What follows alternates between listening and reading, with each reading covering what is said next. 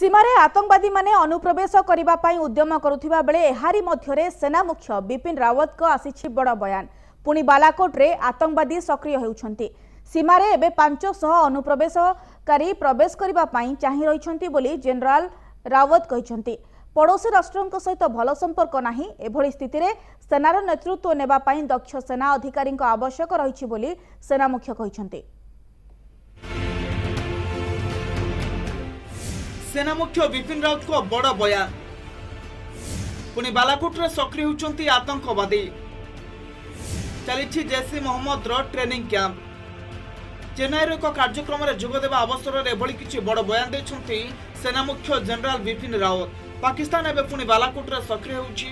सीमार एबे 500 अनुप्रवेशकारी प्रवेश करबा पई चाहि रहिछंती। तबे सब समय समस्त चैलेंज रो सम्मुखीन हेबा पई सेना तैयार अछि बोली बिपिन रावत कहिछंती।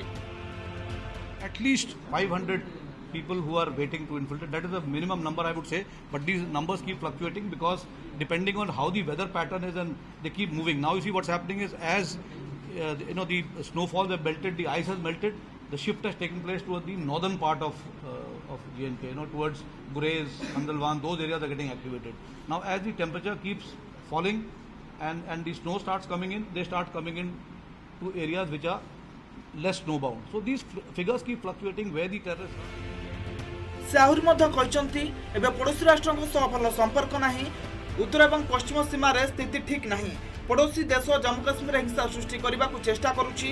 एथिपई बारंबार आतंकवादी अनुप्रवेश कराइबा को चेष्टा करा जाउछि। एभली स्थिति रे सेनार नेतृत्व नवा पई दक्ष सेना अधिकारी को आवश्यकता रहिछि बोली जनरल रावत कहिसंती। I feel the interpretation of Islam by some elements who possibly want to create disruption is what is being fed to a large number of people. क्यों देशर ना न नहीं परोक्ष पाकिस्तान और चीन उद्देश्य एभली कहते सेना मुख्य। जम्मू काश्मीर धारा 370 उच्छेद होगा पर एवं पाकिस्तान भारत अशांति सृष्टि करने अहर उद्यम करुवा बेले आम जवान मैंने यार उचित जवाब देउछंती।